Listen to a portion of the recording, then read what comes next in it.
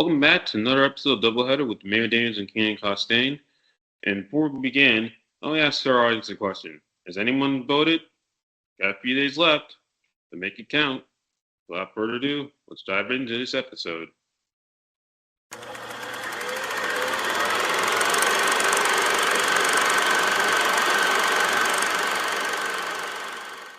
Yep, so here it is, episode 17. Hard to believe. Yeah, episode 17. We're just knocking these out one by one, and yeah, folks, hope you guys are doing well today. Um, I just want to make this clear for everyone listening out there. If you hear a couple of cracks in my throat, speaking wise, I'm currently recovering at the moment. I worked a development league basketball game this past week. So I'm still trying to recover from that, but I'm doing pretty well. I'm good enough to speak today. So I just wanted to get that out of the way, just in case if you hear a couple of a break during my voice. Yeah, and plus we're also doing this at around like 9:45 in the morning, so it's gonna be a little change of time for us as well. Yeah, and it's been a crazy this week in general. Has been crazy for the both of us, and you know, gotta do what you gotta do sometime. Hey, this is the best alternative. So anyway, with all the boring stuff out of the way, let's just get this presentation underway. Yep, and speaking of change of pace, we'll be talking in this first segment. We're talking about college football, but well, of course, NFL related, as the name suggests. You might recognize this name right here. Pat Tillman. I am very familiar with that name. That so am I, and also he has a birthday would have had a birthday coming up this Wednesday, because of course February, this past April marked 20 years since his timely passing in Afghanistan from friendly fire. Before that, of course, he played 4 seasons with the Arizona Cardinals and also played Arizona State University for 4 years, and where we begin our which is the subject of this story, I should say. But first, we got to go back to September of 1995. And are you familiar with the team, the Nebraska Cornhuskers, Keenan? Um, Possibly. If I see a couple of logos or a couple of players on there, um, you might have brought this up in a conversation in the past, but I'm not 100% sure. Well, I mean, I wouldn't blame you. You didn't know, no, because it's Nebraska and all. But anywho, having said all that, oops, oh, one button. Here we go. So I'll give you a little history about them. So the Cornhuskers, led by Tom Osborne, they're putting off their second or first national championship for '94, and heading into the week 3 game against the Arizona State. They were ranked number 2. Was the Sun Devils? They came in unranked, but in their last time they met, they got demolished 45-24. But also 45 to 20, I should say. I was right. They also had part of the reason why they won that national championship was because of the running game led by Mr. Lawrence. There we go. Lawrence Phillips. I hope that name sounds familiar. Hmm. Yeah, and you can see the numbers there. I mean, look at that. That's a lot of rushing yards in '94. Yeah, yeah, 1,826, 359 yards. Well, that was the one on the top. It says 94 total, and then here the 359, excuse me, was his 95 total. But unfortunately, if you follow Oh, the story of and career of Lawrence Phillips, talented on the field, but a lot of trouble off the field. And unfortunately, he got into some trouble off the field with his girlfriend, and the team had to put suspended for that game. But they did have some backup options. Clinton Childs, and Amon Green. Amon Green should sound familiar. What was that name again? I didn't really catch that. Mon Green and Clinton Childs. Oh, yeah, yeah, yeah. Yep, I am familiar with those names. Mhm. So, yep. So again, they had a 1-2 punch going into the game, and what you know, this is going to be Mr. Child's first career start, and then on the first play from scrimmage, he takes 65 yards to the house, and that really set the tone for the game because they would end up beating this Arizona State 77-28. Ooh, talk about a beatdown for sure. That's more of a um. It looks like a game something out of a video game. And Yeah, video that's game tough numbers. for you. But you think the final score is crazy? Well, look at their first half stats: 505 total yards in the first half, 263 coming on the ground. Wow, that's like what is that? I'm gonna do a little bit of math here if I can. Um, let's see. Get my handy dandy calculator out. Let's see. I think you do five oh no 505. Oh, I did. Oh, it's the other way around. So I think you divide those, don't you, Amir? Beg pardon? Yeah, yeah. It's 52%. 52% of that came came in that alone. So that's crazy. Oh, yeah. And then look how much yards they finished up with. It's 86. So 686. So I didn't know I'd be doing math this early in the morning. But here I am. So 686. No, 394. 394. And then we got 686. Hmm. That's 57%. 57%. That's crazy. And here's the evidence. Yeah, I mean, and sounds crazy, but then again, that the running game was their trademark, and not only that, I mean, look how many yards they gained. Childs had buck 43, Green 116. And again, those numbers, I mean, mind blowing. You know, Exactly, yeah, they are mind blowing. I mean, considering that they only did like on 12 carries each, and Childs didn't finish the game. He had to leave early with an injury, and then Green picked up the slack, and as of not, like, just picked up the slack. There it is. yeah, it's like you come. It's like your running mate comes into the game like, hey man, I got you, and it's like like other guy never even left really. Yeah, and as for Arizona State, I mean, they tried to get back in the game, but they were down like 20-0, and then 56-14 at halftime. And as you can tell, the final score, I mean, they were basically blitzkrieged. Yeah, that's how many yards they finished up with. But after a game like that, that's not gonna leave your memory bank. No, it's not. But I'm doing some more math here.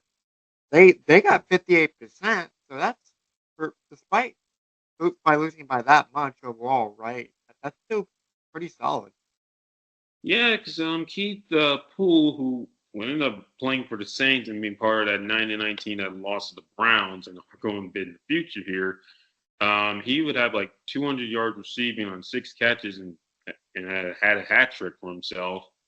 So he had an Hmm. impressive game due in large part to this team being behind throughout the game. Yeah, quite the stat. Oh yeah.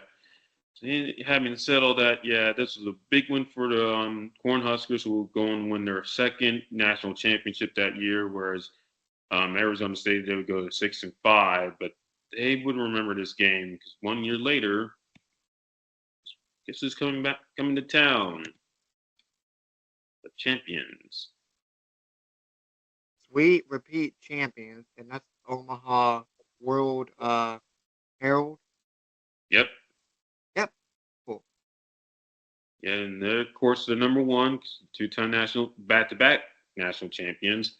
and they're riding a 37 regular season winning streak and 26 winning streak, 37 overall, dating back to '93, which is pretty impressive. Think about this. We talked about the New England team not too long ago, the New England Patriots team, and they won like 15, 18 games in a row. Yeah, it was 21 before they fell to Yeah, Pittsburgh, but yep, right. but you're on the right Like track. yep, and we talked about that team in our last episode, which you can click right now. Yep, we brought up two. I mean, both segments of that episode within the first three slides, because again, Keith Poole's on that '99 Saints team when they lost to the Browns. Speaking of his Keith Poole, his team Arizona State coming number 17, and it's going to be at Sun Devil Stadium, where amazingly enough, that's where the Cornhuskers won their recent national title that year, or coming into this game, rather. And also, I'm not sure if you're familiar with these names. This is Danny White. He used to play in the NFL, but also played at Arizona State. And if I can remember your name, sir, it was Barry Tompkins. Okay, Barry Tompkins does sound familiar, but the other guy, I'm not really sure of. But I am familiar, however, with Fox Sports Arizona affiliate. Oh, yep. So, yep, it's going to be broadcast on Fox Sports Arizona, obviously getting into Arizona State. It's in that Sun Devil Stadium. And, oh, yeah, Pac-10 game of the week.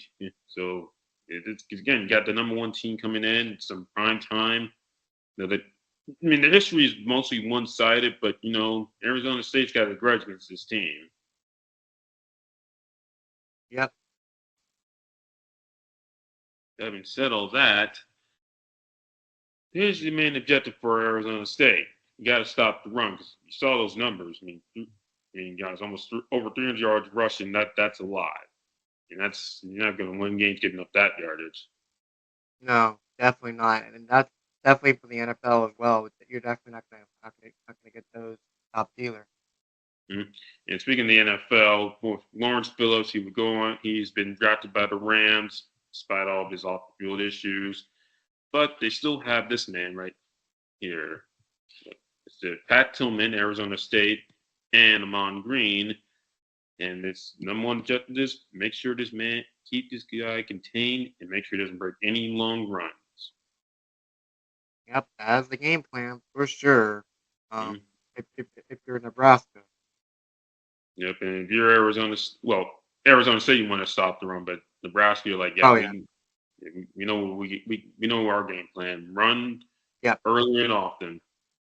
Yep. Yep. I again got them backwards. My mistake. You're fine. So having said all that, got any predictions for this game? Um.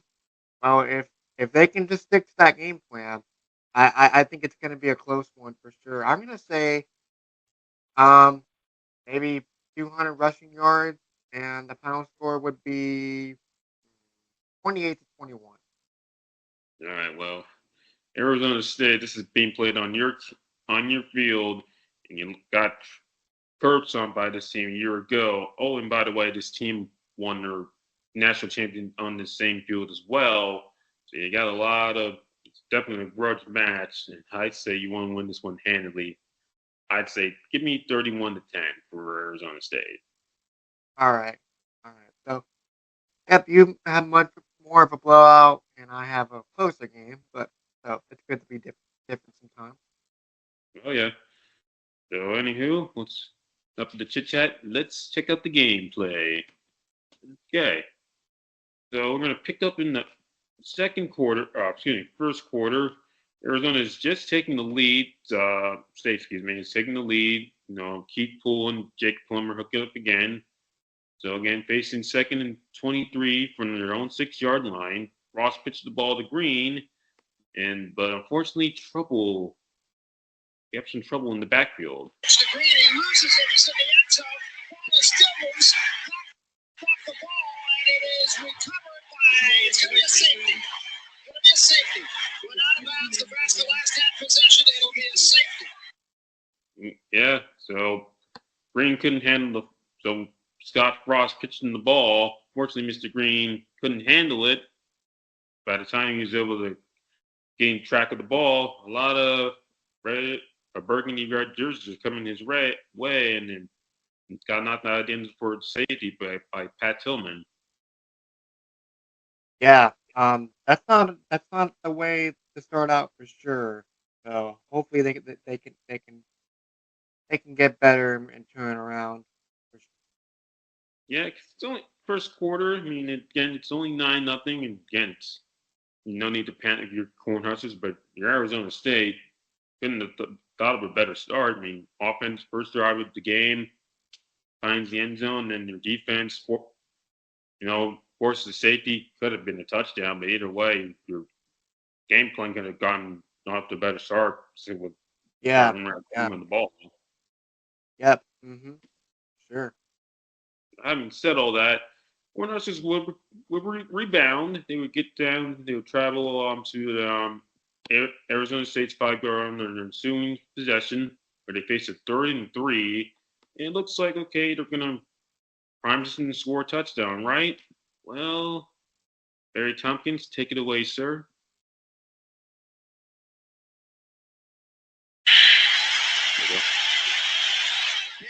Is the I-back. Power I formation.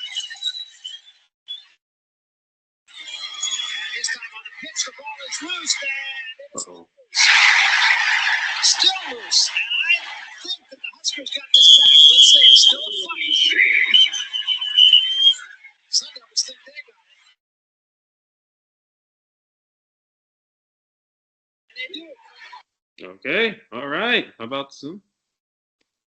Well, I wasn't able to hear the ending of that, but all I kept hearing was the ball was loose, and I believe it was recovered. Yep, it was. So again, they were promising to score. That being the Cornhuskers and Frost. Tries to do quarterback. Trying to do a read option type play, but unfortunately, Arizona State read it perfectly. So he tries to pitch back to his running back, Mr. Benny. Get your name right here. Uh, Damian Benning, excuse me. But unfortunately, Benning wasn't expecting the ball, so he didn't have a chance to even corral it. And by the time he got track of it, Arizona State players were coming up, caught wind of it, and they recovered the ball, and that was recovered by Scott Van Der Hay. 2 drives, 2 fumbles.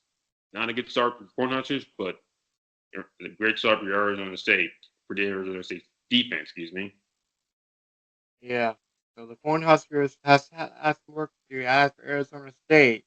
You're sticking to the script. You're doing what you got to do. Oh, yeah.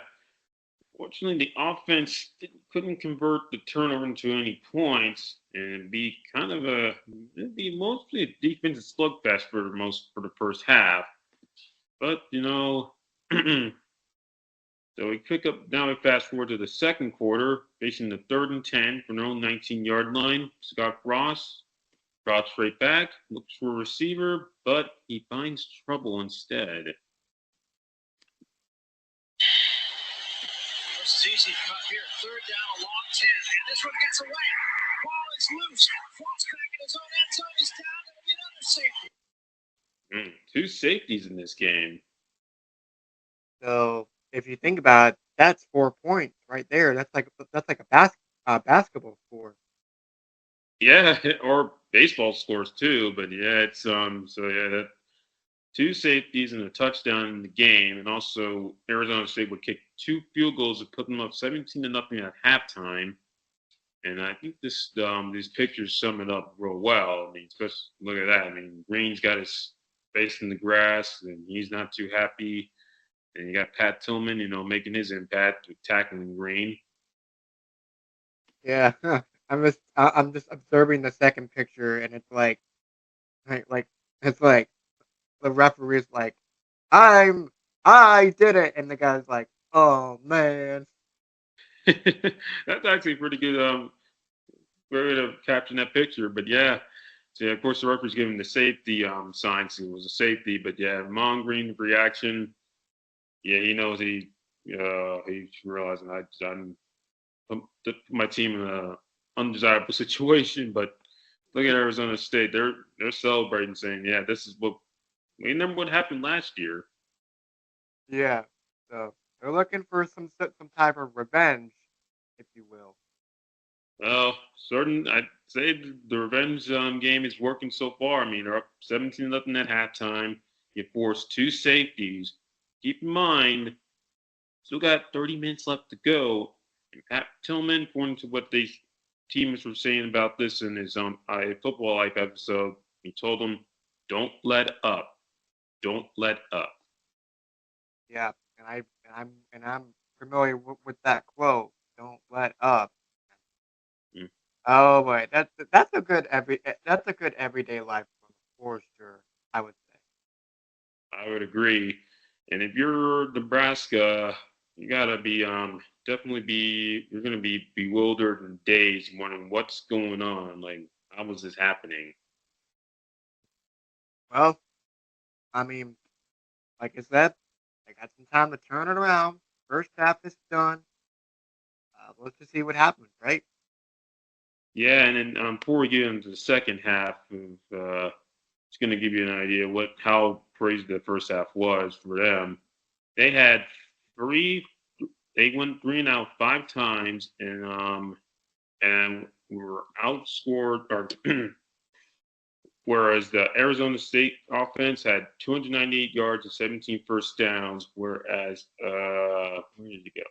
Cornhuskers had 59 yards rushing, 22 yards passing, only one completion, 81 yards overall, and six first downs on 30 plays. Man, that broke my record of at least 200. So, and like I said before, we got started here, so you can chalk that out the window.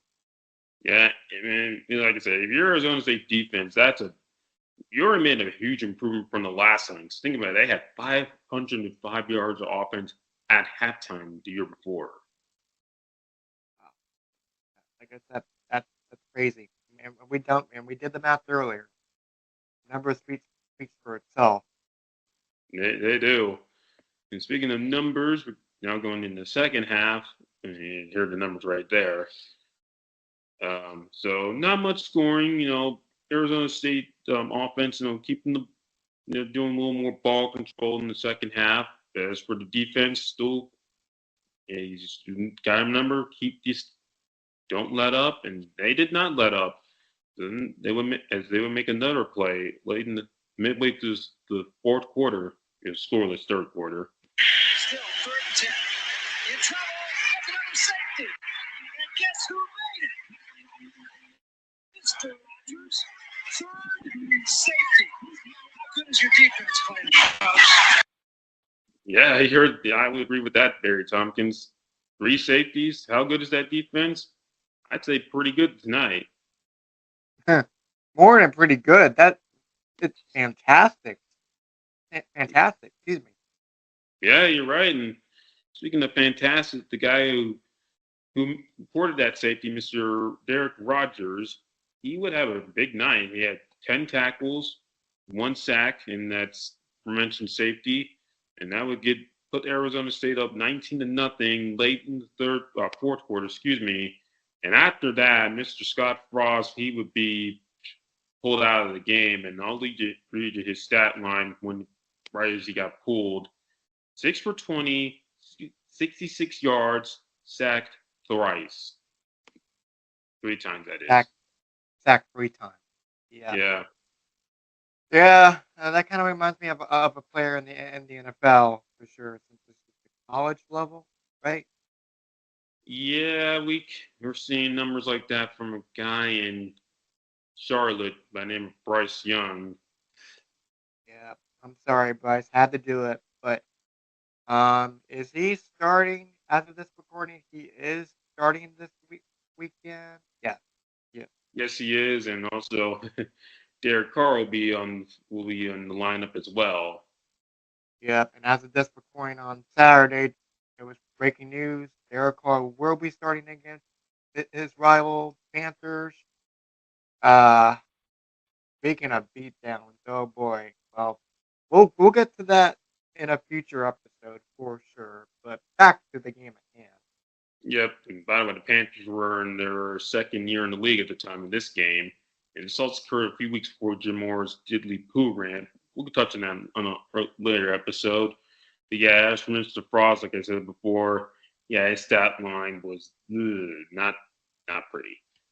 No, So definitely not. yeah, as for his replacement, Matt Turman, he's now got a scored 3 touchdowns in under 7 minutes. So how are you gonna do that? Maybe give the ball to Mr. Amon Green. Kind of had a quiet game at this point.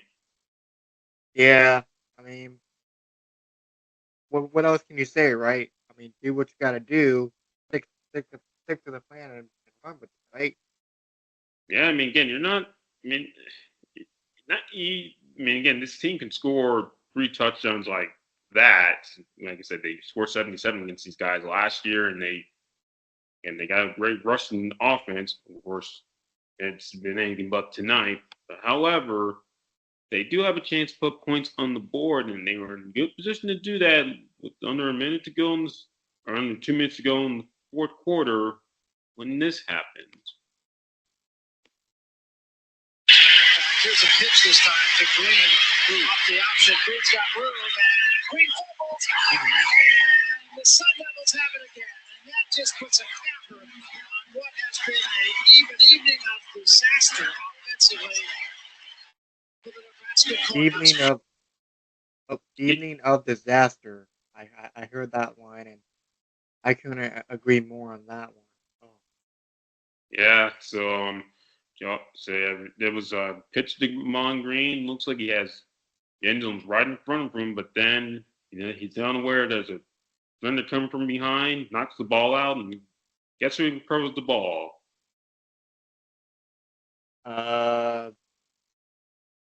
Brain not working. Well, he's the subject of this story. That might give you a hint. Oh, Pat Tillman. You got it.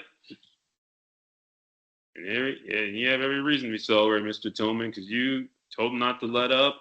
And sure enough, on what would be a corner's last play from scrimmage, you covered the fumble, preserved that 19-0 shutout win, which allowed the offense to run out the clock. And when the clock struck 0, it was a madhouse at Sun Devil Stadium.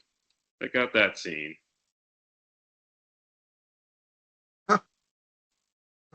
And that was the road. This is the road team that won, and oh man, the road team got it done, and you see that from the home fans, right? Like you're seeing what I'm saying. No, the home team won. Oh, the home team won. Yeah. Oh, my apologies. Home team won, and you see that. Yeah, keep in mind it's only the second week of the season, and they're all acting like they've won the national championship. Yeah, I mean, the reason why I said the road team, because you would expect to see something like that when the home team loses, not when the home team wins. Like fans storming the field. Like look at the goalpost. Look at the goalpost. Yeah, I will admit they went overboard with the goalpost, but yeah, they tore down the goalpost because Yeah. can't really blame them. Again, think about I know you're reading this.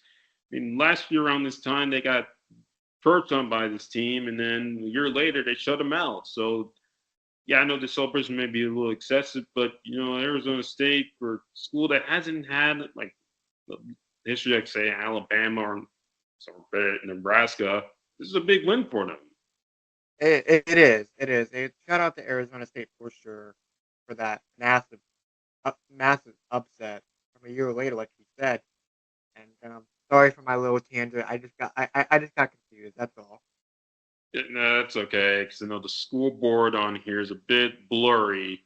But it is Arizona. It's Sun Devil Stadium. You can tell by the gold and burgundy of the crowd. Yeah. Remind me again, what was the final score of that game? If you haven't said it already.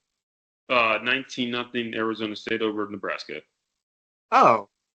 my prediction wasn't too far off, I guess. I mean, I thought it was gonna be besides not having one team score any points, but I mean, it wasn't like coming from 77 to 28 to 19 to 0. That's a huge difference, right? Oh yeah, I mean, especially rushing wise. I mean, Green had like 87 yards. Majority coming on that last run where he fumbled, but to hold him under 100 yards, considering that he had a buck 16 a year before, so that's pretty good. But also to hold this high-powered Cornhuskers offense to 0 points. You're a defensive coordinator. That's an A-plus performance. Yeah, yeah. You're gonna keep your job for quite some time with that performance, and your defense is nothing but eggs and bacon on a white bun type of good. Yeah, and I should also mention it was like 91 degrees that day at Sun Devil Stadium. Played in Arizona, so some players had to leave the game due, due to cramps and exhaustion because playing a lot of snaps out there in the heat, no less. Yeah, absolutely.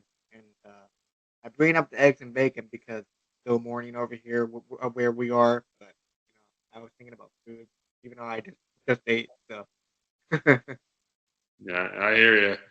I'll say one thing: the fans at Tempe, Arizona, they ate well that night. And as for yeah, Mr. Newman, he had two safeties, one sack, fumble recovery, and six tackles, four solo, two assists. wow, what a stat line! So Mm, big round of applause once again for Arizona State. yes, Wow, what that's marvelous. That's very marvelous. I would agree. Speaking of marvelous for Arizona State, yeah, these numbers here tell the whole story. 401 to 226. Yeah, not even remotely close to what we see today in football. Um, because of the defense, like the three safeties was what 6 points on that, so that's six. Hmm. Uh, couple of touchdowns, so that's about maybe like two of those. That's 14, right? Yeah, it was three. Yeah, here's how crazy this game was. There were more safeties than touchdowns. One touchdown to three safeties, and he had two field goals. Okay, so I was a little bit off. Yeah, yeah, but that's crazy that there's been three safeties, one touchdown, and a couple of field goals, and you're thinking to yourself, huh, this is odd. Yeah, and also they forced three turnovers and held them to 96 yards passing and 130 yards rushing, but majority of coming in the last drive. But either way, a great night to be an Arizona State fan and student for that matter as well. Yeah, definitely. And for the Cornhuskers, that 26 game winning streak, they were 7-1 overall. That is history. Yeah, well, that's a good night to do it, then, for sure. Yeah. So anyway, as for Arizona State, they were right. They would end up finishing that season 11-0, and they would win a trip to the Rose Bowl, where unfortunately they lost, but still doesn't take away what a great season they would end up having. So that's good. Good for them. Hmm. Yep. And for the Cornhuskers, I should say, here's the rankings how they went from 17 to 6 after that win to all the way to number 4. So yeah, that is a huge improvement for the Arizona State Sun Devils. Yeah, the Sun Devils improved from 17 to 6 to 4, and if you want to talk about power rankings, there you go. Oh yeah.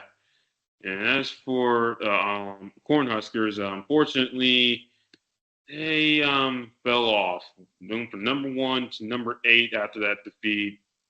Moved up to number 6, but then, unfortunately, after they lost to Syracuse, or excuse me, Texas, unfortunately, any chances of repeat were denied, or 3 people were denied. Yeah. Well, all good things must come to an end, huh?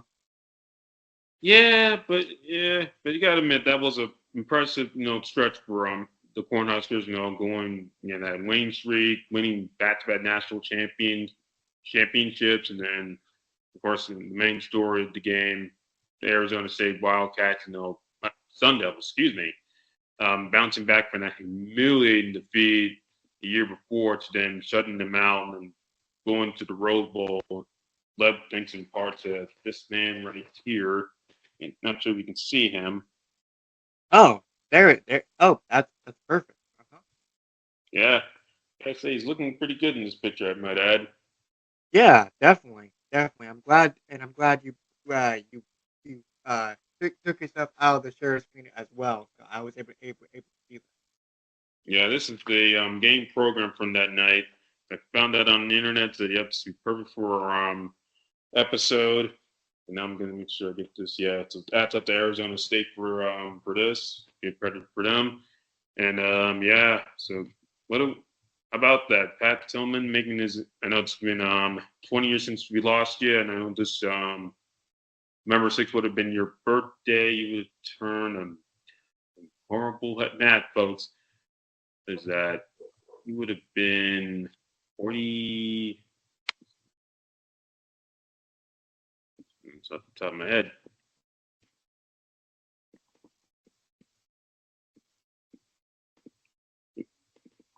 Not it. 48 years old. This coming November 6th, and we're gonna your impact has been felt in the NFL, the military, and college football, and we do miss you. Again, apologize for not knowing that top of my head, folks, but again, but the game on back in September '96 was one reason why he's legend. One reason he will never be forgotten in not only in sports but just in the history of mankind. Definitely. And speaking of that, what does this have to do with the election side of things? Well, this is election / Veterans Day episode as well. I should mention because again, I know Veterans Day's coming up as well, and also his birth. It's been how his birthday falls in the same week as Veterans, with in between the election day and Veterans Day. Glad you brought that up. Yeah, and I'm kind of glad I did for a viewing audience, for a viewing audience and listening audience that might have been confused. I'm glad we clearly are there. Yes, definitely. So yes, so that concludes the first half of the Pat Tillman tribute of our special episode. We go from now we're going to fast forward 4 years later to our nation's capital, where their home team is off to a good start, but can they keep it up? Well, we'll find out in our next episode of the Double Header. You're listening to Double Header. Be sure to like and subscribe. All right, folks, welcome back. So, we talked about Mr. Pat Tillman in our first half of this episode. Nice little tribute there to Mr. Pat Tillman. Once again, our thoughts and prayers are with you, sir, and we're thinking about you every single day. And your thank you for your contribute to the college world and the NFL world. So we thank you for that, sir. And as for our second story of the day, we have Titans versus Redskins, the Monday night, the week before the 2000 election. So Amir, without further ado, let me ask you this: are you familiar with any of these two teams right here? Yes, I am. I do know the Titans year before they made it to the Super Bowl, lost to the Rams in the thriller and on the last play. Also, that same year, Washington made the playoffs first time under Dan Snyder, where they fell to Tampa Bay in the second round of the playoffs after beating Detroit. And of course, making the playoffs the year before, you gonna make a huge splash for free agency. So they got Bruce Smith, Deion Sanders, Andre Reed, and Dana Stubblefield help out their help out their defense for the most part. Reason help out their offense. Their defense, but when the playoffs was on the bottom half in terms of the rankings. And having said all that, off to a good start, both these teams, especially Washington. They're 6-2 coming in this game.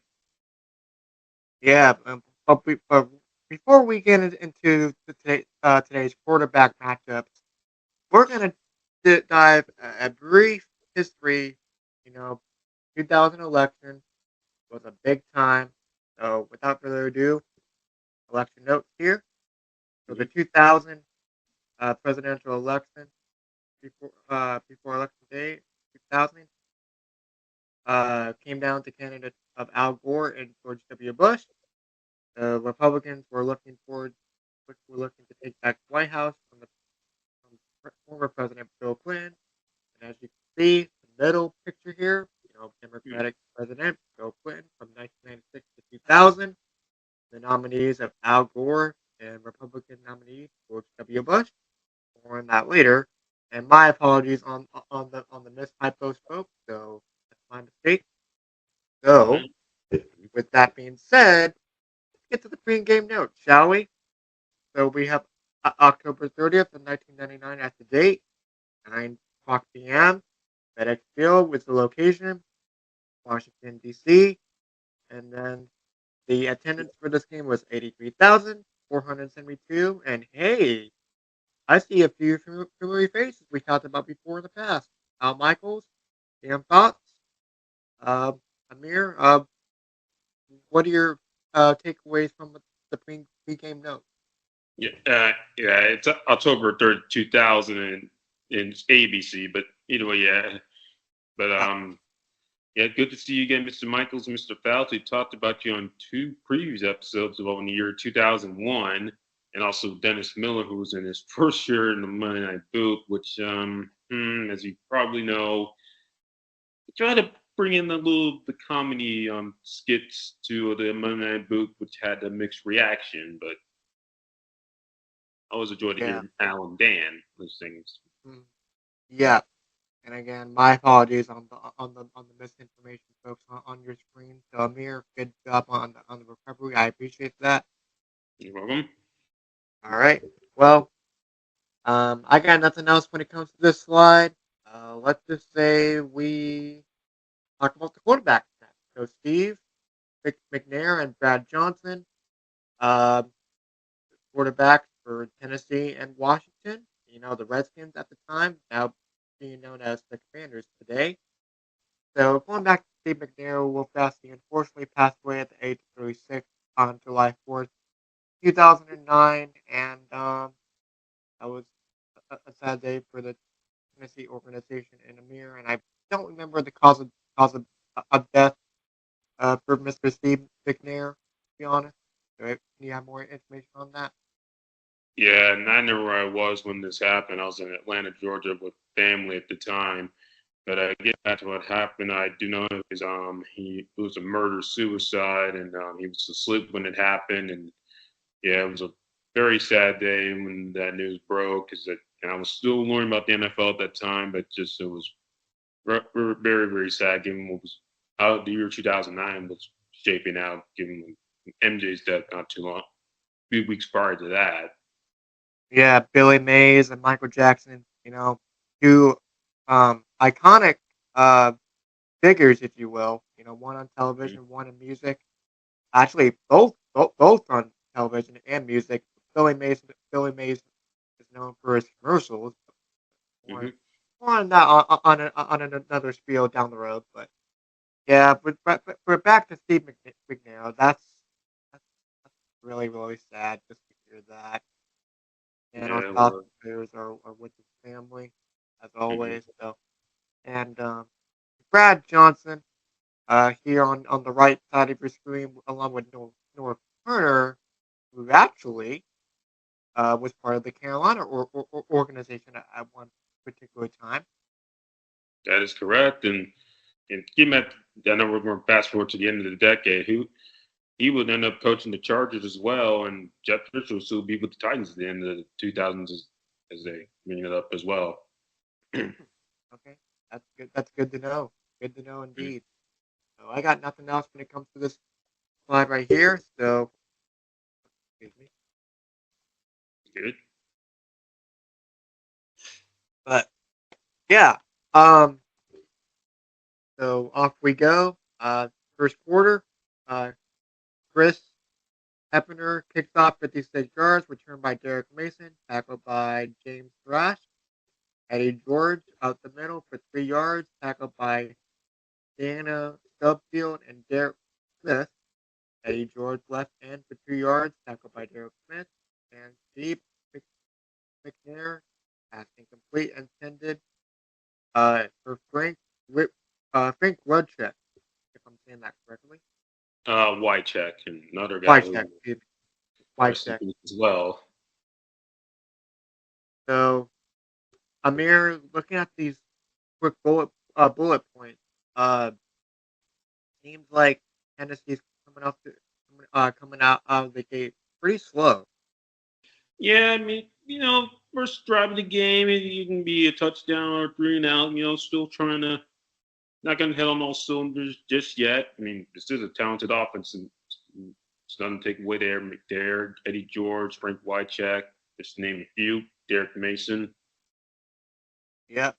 And it came to Washington side of things. It was their turn. So Brad Johnson pass complete to James Trash for 3 yards, tackled by uh Sammy Samurai. Is it Samurai? Samari. Samari. I'm sorry, I'm butchering names today. Samurai Rowley. And Stephen Davis up the middle for 2 yards. By Keith Bullock. And Brad Johnson completed to Mike Sellers for 5 yards touchdown. But the penalty marker is down on Marcus Robinson for illegal contact, which is denied, and the touchdown still stands.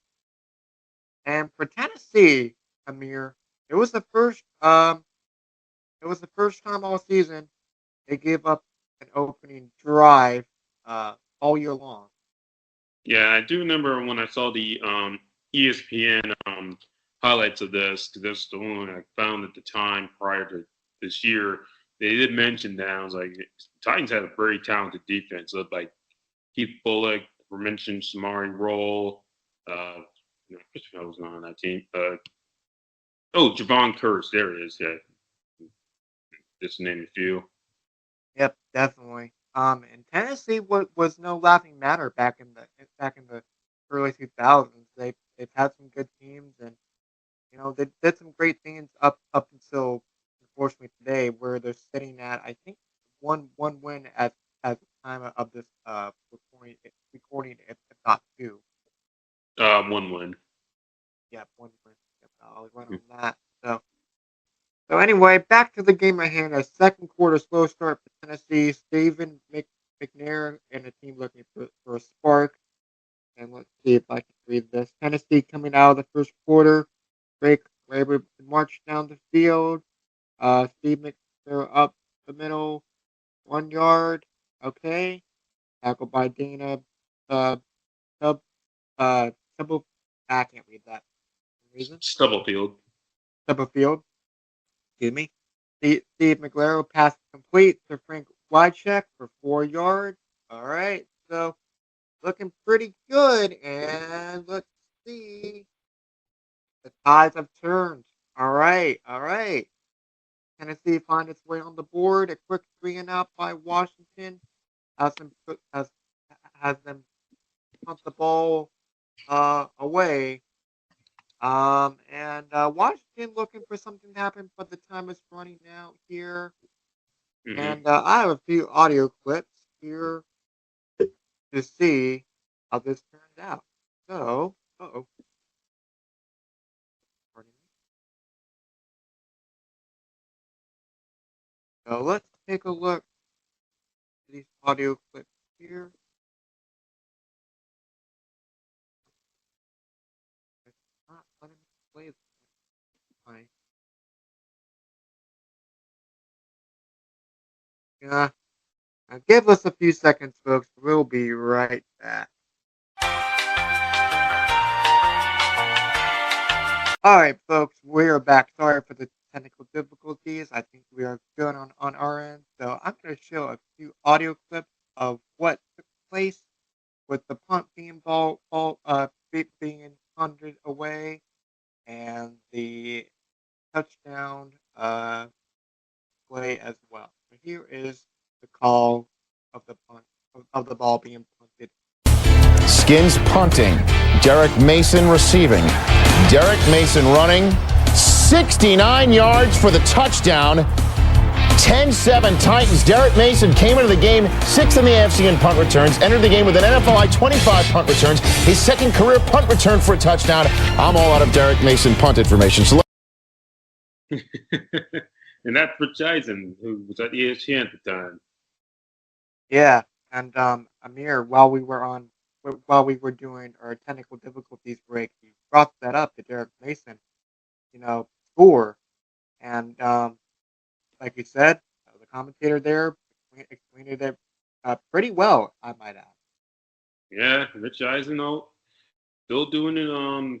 Still doing it 2 decades later now for NFL Network, and has his own show, the Rich Eisen Show, which you can check out on Roku. But it's Heartbeat's on here for 10 years, and so happy belated 10th anniversary, Rich Eisen. Yeah, and now that you bring that up, I am familiar with that name actually. So Rich Eisen, good on you, sir. So anyway, and now here is the touchdown when coming out of the second quarter. 13-7, 10 seconds to go in the second. Skins trying to get more points, but now it's the Titans trying to get more points. Samari Roll picks off Johnson, and at this point, halftime is imminent. Clock's running out, so Roll's got to either take it to the house or get nothing at all, and he takes it to the house. 81-yard interception return for the touchdown, running on fumes like he's running in slow motion. Yeah, he didn't even have to take it all the way back to the house because the Titans already had a lead anyways going into the half, and they were in good shape, and and as you can see right here, there he goes to the end zone. Yeah, and it wasn't like a Hail Mary pass either. It was like a pass to the sideline, and it's like you either take it out of bounds or take it to the house, and Roll took the gamble, and it paid off for the Titans and backfired for Washington. Mm-hmm. So, make it 20-7 at the half, Amir. What are the adjustments that Washington maybe has to do?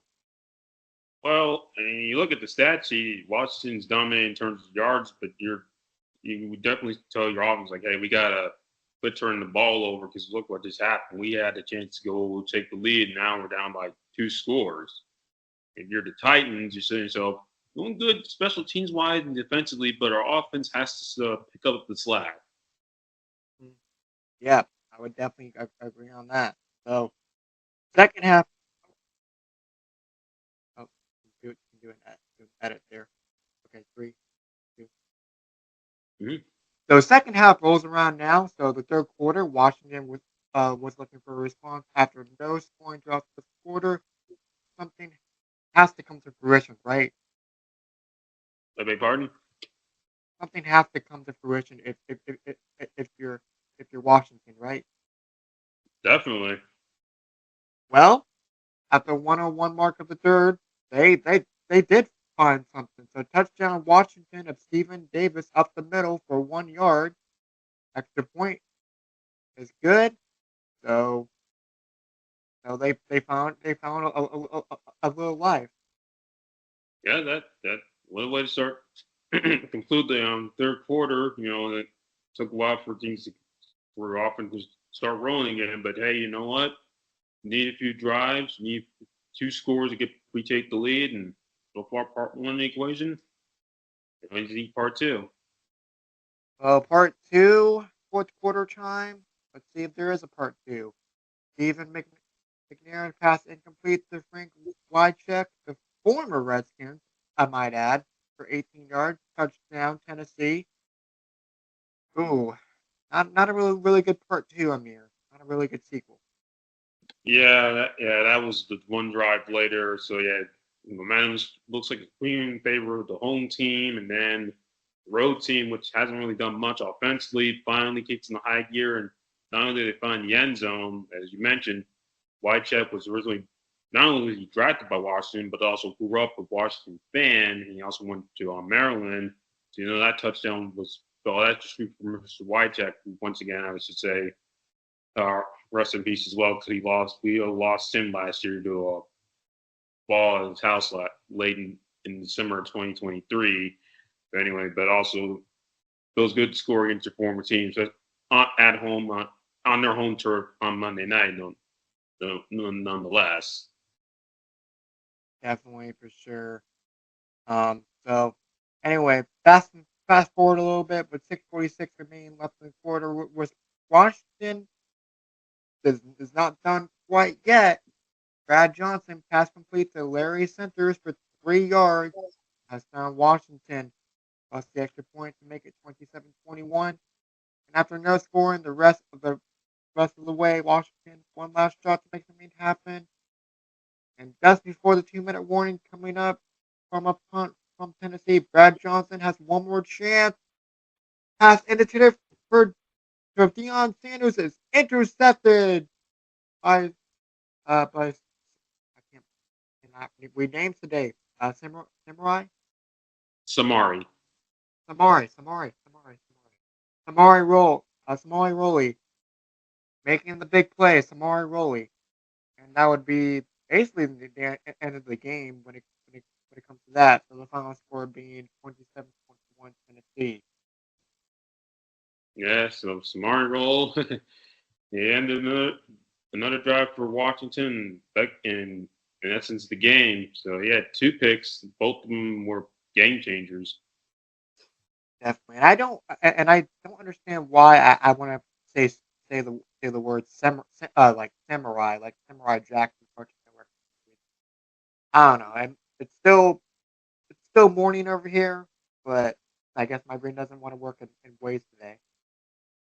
I will say it does look like it's spelled like samurai, but it's Samari and it's Samari roll, not Rolly. But yeah, he came up big on this night. Hmm. Certainly. And looking at the player stats here, Brad Johnson threw 21 for 40, 202 yards, 2 touchdowns, 3 interceptions, 3 sacks. Hmm. And 26 yards. 26 was the longest and 52.3 rating. Stephen Stephen Davis, if I'm saying that correctly. Yes, Stephen Davis, feature Panther, by the Yep, way. 21 rushing attempts. Yep, 62 yards, 1 touchdown. 7 that was the longest, 2 targets, 1 reception for 2. Tommy Barnhart, 1 attempt, 11 was the longest, 0 targets was the 11th longest for him. Larry Centers, 1 attempt, 4 yards, 0 touchdowns, 4 longest, 7 targets, uh, 6 receptions, 39 yards, 1 touchdown, and the 17 was the longest. So Amir, on Washington side, anything that stands out to you? Yeah, those 3 turnovers, especially the one at halftime where it looked like he could have, Devin could have taken the lead, but then that interception just broke the back of everybody, associated with Washington, especially Brad Johnson, who y'all hadn't seen the footage for your Monday Night Football or the Sports Center when he's face down the turf, just dejected, knowing that he cost his team right there with that turnover, and they say threw 3 more interceptions that night, 2 to Samari World, who, like I said before, had a big night for Tennessee. Yeah, definitely. And speaking of Tennessee, Steve McNair, 14 for 18, 96 yards, 1 touchdown, 1 interception, 1 and 3 and an 18, rating of 107.4. Frank Wycheck, 7 targets, 5 receptions, 28 yards, 1 touchdown, and the longest of 15. Eddie George did not come up in this conversation, but look at his stats at 22 rushing attempts, 71 yards, 0 touchdowns, longest. Uh, Thought I put the longest there, so my mistake. Oh, longest of 11. There it is. 5 targets for 5 receptions, 4 yards, and 0 touchdowns. The longest of 13 reception wise. And not Samurai. There's that word. There's that name again. Uh, okay, I got this. Um, Samari roll. You got it. There we go. Hmm. So, yep. I'm not gonna say it again because I'll get it wrong the second time. So, hey, I did it. Two Hmm. two interceptions for 81 yards, one touchdown, and a combination for sure, and 4 solo tackles. So, wow, what a game for him.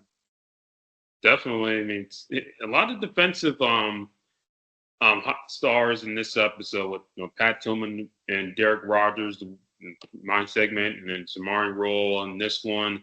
And for the Titans offense, I mean, it was not a big day, big night. They only had 189 yards net wise, and then nice start from Steve McNair. But when they needed the offense to come through for them, they did it on the first just in the fourth quarter that made the difference of that game. And again, but also they got contributions from their special teams. Derek basically with that punt return, and I also might add Derek Smith, who I didn't bring from my last slide. He was actually associated with both stories. He was on the Arizona State team and the Washington team. Uh, wow, that's really interesting. A fun fact for sure, definitely. Yeah, you're welcome. Definitely. So going back to the 2000 election here, in case if anybody is wondering, so I got a little cheat sheet, if you will. Hmm. So the presidential race had George W. Bush won the electoral vote, 271 votes to 256. However, Al Gore won the popular vote by 543,895 votes. So a little fun fact, just in case you guys are wondering on how that election turned out a week later from this game. Yeah, usually I know when Washington plays their game before the election, it's either the incumbent's going to win or the popular vote's going to win, but it varies depending on how the year plays out, and that's why I chose this game because again it's in they play not far from Washington D.C., hence why they're called the Washington Commanders, or what they were at the time, the team before they got that name change 4 years ago. And what do you know? They're playing tomorrow at home in Landover, Maryland against their division rival, the Giants. So we'll see how that game impacts the election a few days later. Yeah, and this will be out definitely before the election kicks off in a few days. So that is the game plan for that. So, anywho, just thought I'd share that information for your all your all the politics fans out there and all the and all those folks. So can't think of another word for that, but I digress. So that'll be the end of my presentation. And with that, what are is there any differences or any fun facts between the two stories? Well, again, the defenses came out big for the winning teams, for that being Arizona State and the Tennessee Titans. Pat Toon having a big night, Derek Rogers having that safety, and Smart Roll taking that interception all the way to the house at the end of the first half. Then you had the two offenses, the Cornhuskers in Washington, high powered, but then one couldn't even sniff the scoreboard, the other one couldn't stop shooting themselves in the foot. And I might add that Washington team, when it's lost in that matter, that really foreshadowed the rest of their season because they were 6-2 coming in, but finished the year 2-6. And North Turner was unfortunately lost his job with 3 games left to go in the season when they were still 7-6 and still in the thick of it. But then it was just too much to I think by then Dan Snyder had seen enough. But yeah, and as for Tennessee, they were now going clinched the number 1 seed in the playoffs, but unfortunately lost to the eventual Super Bowl champion Baltimore Ravens in the divisional round, the 2000 playoffs. Yeah, and I was doing a little bit of more research on that during the week, and just to see North Turner let go that soon, I thought that was a little crazy, but it's a business, right? It is what it is, and you know, um, things turn turn out the way that people hope, and some people don't. Yeah, and unfortunately, that 2000 season would unfortunately be the foreshadowing of how it was, what was in store for Washington fans under the Dan Snyder regimes. They would have periods where they weren't good, but then they have like that one good year, and then it's like, okay, the magic is back, but then reality will sink back in the following year with the poor performance or collapse in case of the 2000 squad. Yeah, it would definitely be an up and down roller coaster for sure. But I definitely want to check out some more Washington stats because that's some of the teams. Some of the NFL teams that I remember quite a bit, especially back when they were the Redskins for sure. And Mhm. I want to probably dive deep into that maybe later on for sure. And also we did bring up North Turner in our, well, a little bit in our first episode. I just now realized that, like, because he was Robert Heath Schuler, who, interesting enough, was he has ties to political world. He ran for the House of Representatives for North Carolina back in 2008.